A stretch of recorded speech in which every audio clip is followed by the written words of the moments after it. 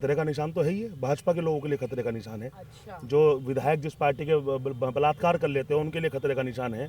जहां हाथरस जैसी घटना हो जाती हो वहां खतरे का निशान है।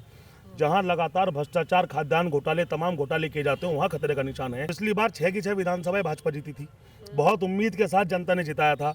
आज उनके विधायक आगे आगे जूते लेकर जनता पीछे पीछे। 15 जगह ऐसी घटनाएं हैं जहां पब्लिक ने जान बचा के भागना पड़ा। और थे दंगा कराने वाले खुद भाजपा वाले थे और अब वे मान्य हो गए, वे सब लोग मान्य हो गए, विधायक हो गए। दंगा नहीं करा के भी तो वो ये दिखा रहे हैं ना कि हमने बैलेंस कर दिया, सब ठीक है, शांत नहीं, है। बैलेंस कहाँ हुआ है? तराई तराई है, क्राइम है, क्राइम कंट्रोल तो हुआ नहीं है। कह रहे क्राइम कंट्रोल हर दूसरे दिन अपहरण, बलात्कार, क्या नहीं हुआ इनकी सरकार में। तो वहां पर जनता ने घेर लिया, सवाल किए तो भाजपा के कार्यकर्ता ने अपनी पिस्टल निकालकर जनता को आतंकित करने का काम किया। योगी जी लगातार इन दिनों अस्पतालों में जा रहे हैं, कह रहे हैं कि जीवन बचाना प्राथमिकता है कोरोना में। योगी जी केवल दिखावा करते हैं, वे अस्पतालों में जाते हैं। अभी आपने देखा होगा जब कोरोना काल आया था, कोरोना काल में कितने लोग तड़प तड़प कर मर गए ऑक्सीजन की कमी से। केवल दिखावा करते हैं। जो ये राशन जो दिया जा रहा है वो आप और हमारे पैसे से तो दिया जा रहा है, हम लोग टैक्स देते हैं, टैक्स पेयर्स के पैसे से वो राशन दिया जा रहा है। कोई नया काम नहीं हो रहा। राशन की योजना ही कांग्रेस सरकार की थी, आज वो भाजपा तो ऐड कर रही है कि नमक की थैली पे भी प्रधानमंत्री जी का फोटो। मजदूर जब भाजपा सरकार बनी थी इसने इतने वादे किए थे और बैकवर्ड के लिए हर जिलों में जाके बैकवर्ड का इन्होंने अपने झूठे वादे कर सबकी वोट ली और किसी बैकवर्ड को या पिछड़े वर्ग को इन्होंने कोई भी सम्मान या कोई अच्छी वो नहीं दिया। सामान्य दृश्य हम लोगों ने देखे हैं।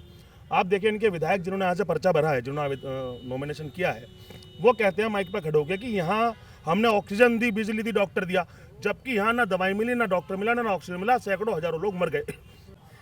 उत्तर प्रदेश में चुनावी माहौल इतना गर्म है कि जहां आप जाएंगे वहां आपको एक चुनावी पंचायत तो दिखाई दे ही जाएगी, लेकिन ये चुनावी पंचायत कितना एक असल वोटर के रूप में तब्दील होती है, इन सब पर भी बड़े सवाल खड़े होते हैं। अगर बात करें पश्चिम उत्तर प्रदेश में जहां इन दिनों न्यूज़ नशा जा रहा है, और पश्चिम उत्तर प्रदेश जो कि पहले चरण में जहाँ पर मतदान भी होना है, वहाँ का जो माहौल है उसके बारे में आज मैं आपको बता रही हूँ। इस वक्त हम मुजफ्फरनगर में है और मुजफ्फरनगर एक बहुत ही इंपॉर्टेंट सीट है। यहाँ पर आरएलडी और सपा के गठबंधन को लेकर के भी काफ़ी कुछ ऐसे कयास लगाए जा रहे हैं कि बीजेपी की मुश्किलें बढ़ सकती है। 2017 में बीजेपी ने यहाँ पे अच्छा खासा बढ़त अपनी बनाई थी, लेकिन क्या अब वो बढ़त में ही जाएगी या फिर दिशाएं कुछ और कहेंगी? ये तमाम सवाल सामने हैं, क्योंकि यहाँ पर अगर आप वोटर के प्रतिशत के गणित को भी देखने चलते हैं तो जाट और मुस्लिम का एक कॉम्बिनेशन ऐसा है जो कि बड़ा मुश्किल होता है एक साथ लेकर के चलना, लेकिन अखिलेश यादव इसकी कोशिश कर रहे हैं यहाँ पर कि इस गणित को अच्छे से बैठा ले और फिर उसी के आधार पर यहाँ पर अपनी बढ़त बना ले।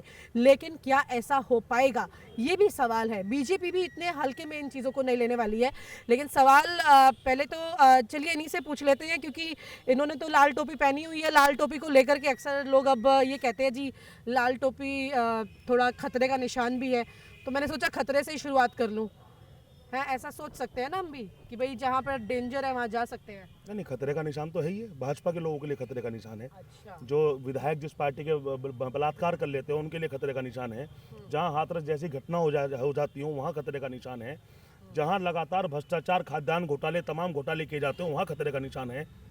और खतरे का निशान आज इसलिए भी बन चुका है क्योंकि आज आप देखिए, लेकिन इन सब बातों से क्या वोटर को आप अपनी तरफ ला पाएंगे? क्योंकि मुजफ्फरनगर की बेल्ट की अगर बात करें तो यहाँ पर 2017 में काफ़ी कुछ धक्का लगा था और सीटें जिस तरह से गिरी थी सपा के लिए एक बहुत बड़ी चुनौती है यहाँ पे।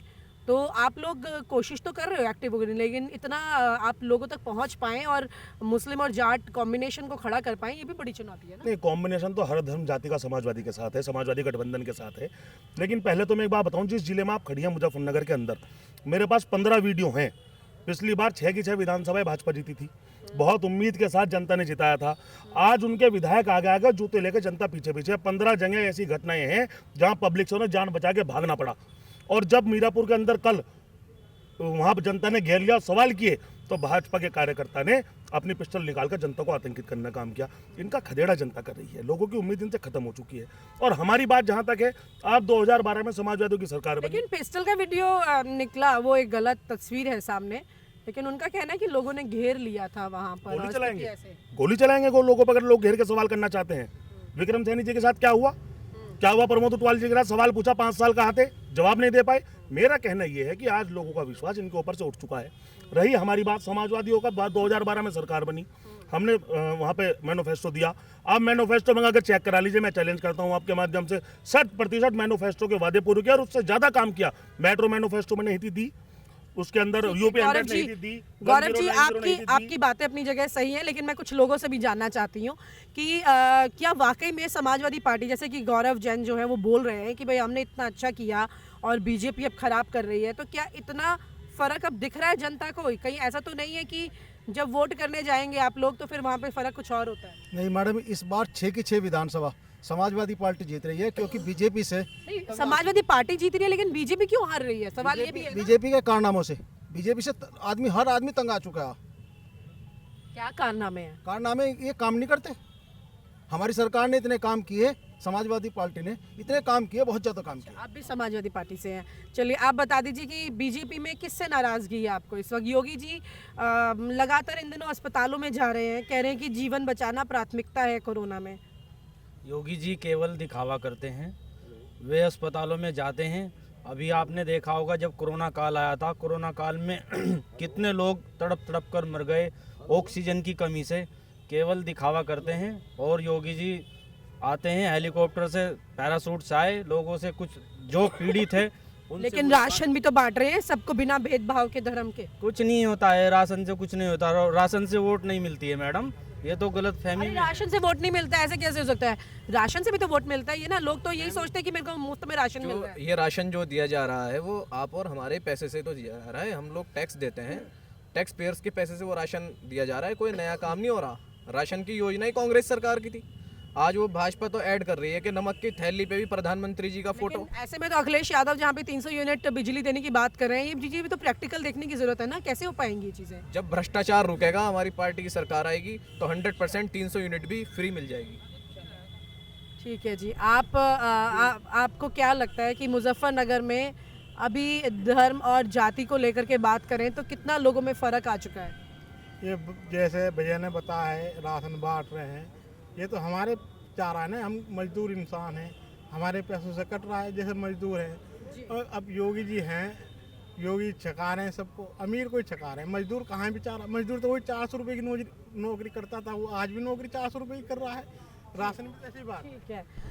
आप सर ये बताइए कि अभी जो तस्वीर है मुजफ्फरनगर में, क्या लोगों को याद है? क्योंकि बीजेपी बार बार दंगा याद दिलाने की कोशिश करती है। अभी भी वो कह रही है कि दंगे नहीं हो रहे हैं, ये एक प्लस पॉइंट है बीजेपी का। तो फिर आप इस बारे में क्या क्या कहना है? ठीक है, दंगे नहीं हो रहे हैं, लेकिन दंगे जिस समय हुए, दंगे कराने वाले भी तो यही थे। दंगा कराने वाले खुद भाजपा वाले थे, और अब वे मान्य हो गए, वे सब लोग मान्य हो गए, विधायक हो गए। दंगा नहीं करा के भी तो वो ये दिखा रहे हैं ना कि हमने बैलेंस कर दिया, सब ठीक है, शांत नहीं, है। बैलेंस कहाँ हुआ है? तराई तराई है, क्राइम है, क्राइम कंट्रोल तो हुआ नहीं है। कह रहे क्राइम कंट्रोल हर दूसरे दिन अपहरण, बलात्कार, क्या नहीं हुआ इनकी सरकार में? ऑन पेपर है और ऑन रिकॉर्ड है कि इनके शासन में क्राइम भी बढ़ा है। और जिस तरह बुलडोजर इन्होंने चलाया, ये कई बार विपक्ष ने मांग की कि जो तुम्हारे जिनको तुम ये कहते हो कि हमने बुलडोजर उन पे चलाया जो लोग क्रिमिनल थे, तो विपक्ष ने मांग मांगी क्रिमिनल जो आतंकवादी है जिन्हें तुम वो कहते हो, उनकी लिस्ट तो जारी करो प्रदेश में। अच्छा, ये काफ़ी सवाल उठे हैं कि एक मतलब सरकार को ठाकुरवादी सरकार बोल दिया गया है। क्या आपको ठीक लगती है? ऐसी बात है क्या? ये ठाकुरवादी सरकार है और ये बिल्कुल यूपी को नष्ट करने वाली अच्छा, सरकार। मतलब आपको लगता है ऐसा है? लगा नहीं, करीबन आप समझिए कि जो 75 जिले हैं उनमें 60% डीएम एसपी जो पोस्टें हैं सब इनमें ठाकुर है। तो क्यों नहीं फिर ठाकुरवाद है? और कास्ट का क्यों नहीं है? पहले ब्राह्मण भी हुआ करते थे। आज जो आक्रोश है पूर्वी उत्तर प्रदेश के अंदर, ब्राह्मण आज समाजवादी के साथ होने का कारण ही सबसे बड़ा ये है कि उन्होंने महसूस किया कि ये जातिवाद सरकार उसी पैटर्न पर चल रही है, और जिस कारण आज पश्चिम उत्तर प्रदेश तो पहले ही बीजेपी के खिलाफ था, लेकिन पूरब तो उससे भी ज़्यादा होगा। निश्चित रूप से सरकार आने जा रही है, जा रहे हैं। अच्छा, मतलब आपका नाम क्या है? मेरा नाम सोमपाल सिंह है, मैं जिला उपाध्यक्ष हूँ समाजवादी पार्टी। अच्छा, आप भी समाजवादी पार्टी से हैं।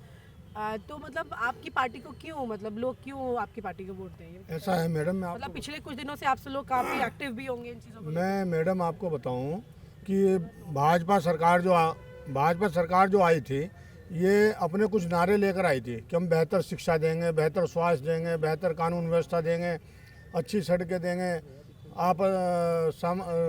आपस में भाईचारा अच्छा देंगे। लेकिन मैं आपको एक उदाहरण बताता हूँ मैडम, समाजवादी पार्टी की सरकार के टाइम में पूरे प्रदेश में हर जनपद में सरकारी inter college, ITI, polytechnic college बना के कंप्लीट कर दिए थे अखिलेश जी की सरकार ने। और वो बिल्डिंगें सारी बनी खड़ी हैं समाजवादी पार्टी की सरकार के टाइम में, और इन्हें पूरे 5 साल होने जा रहे हैं। तो मुजफ्फरनगर में भी कुछ ऐसा है जो मैं बना बता रहा हूँ आपको, मुजफ्फरनगर में भी कवाल हमारा इंटर कॉलेज बिल्डिंग, जिसमें इन्होंने जेल बनाने का काम किया। हमारे न्याय पंचायत जड़ोदा है, जड़ोदा में इंटर कॉलेज कंप्लीट खड़ा है समाजवादी लेकिन पार्टी कवाल तो उसके नाम के लिए मशहूर ही नहीं है ना, वो तो कुछ और नाम के लिए मशहूर है। उसमें बच्चे पढ़ाने के लिए उन्होंने स्कूल बनाया था समाजवादी पार्टी की सरकार ने, जेल बनाने के लिए। जड़ोदा में इंटर कॉलेज बना खड़ा है, आपका कासमपुर में, जटवाड़े में ITI और पॉलिटेक्निक की इतनी बड़ी बिल्डिंग, ये उनमें एक चपरासी नहीं दे पाए 5 साल में। बच्चों को शिक्षा तो कैसे दे पाते? आप सर्वे कर लीजिए जहाँ जहाँ इंटर कॉलेज बने खड़े हैं।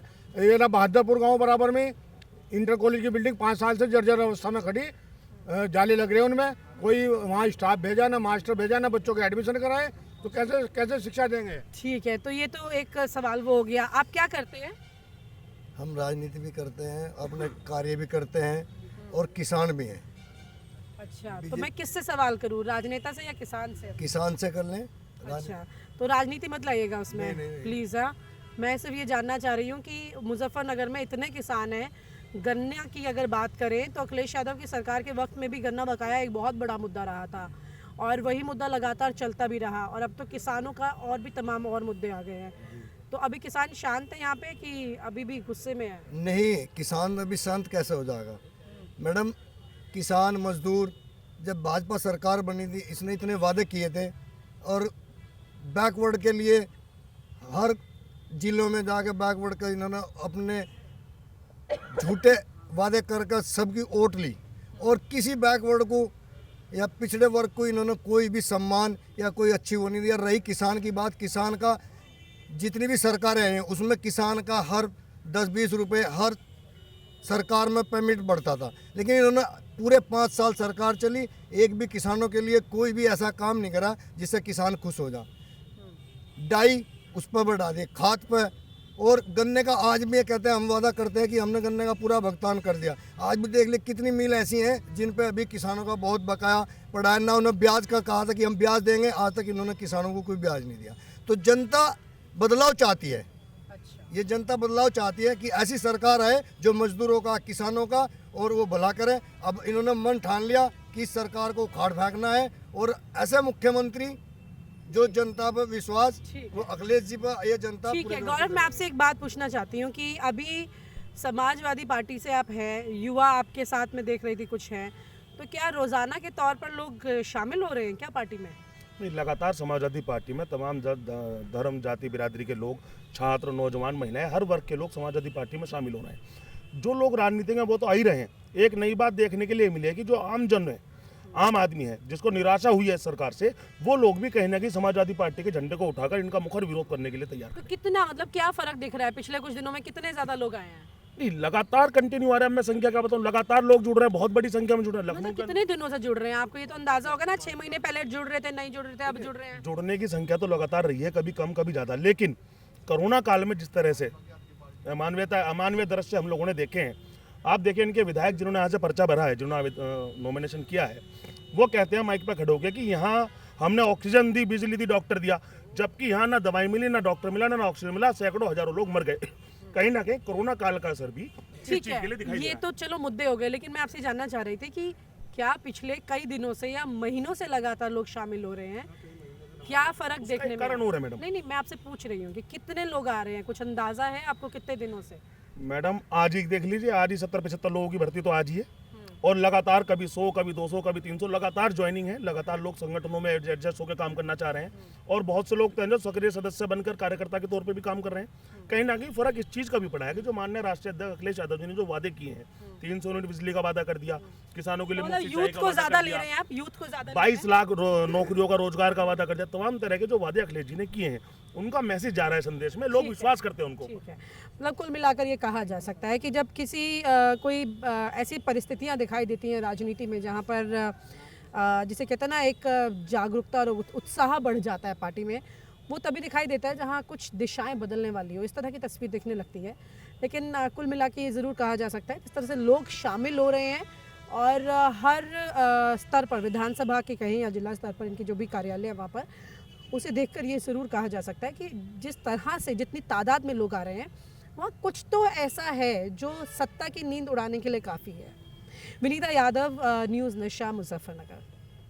और आप हमसे जुड़े रहने के लिए सब्सक्राइब करें YouTube पर, फॉलो करें Twitter पर और लाइक करें Facebook पर। और ज्यादा जानकारी के लिए आपको टाइप करना होगा सिर्फ न्यूज़ नशा।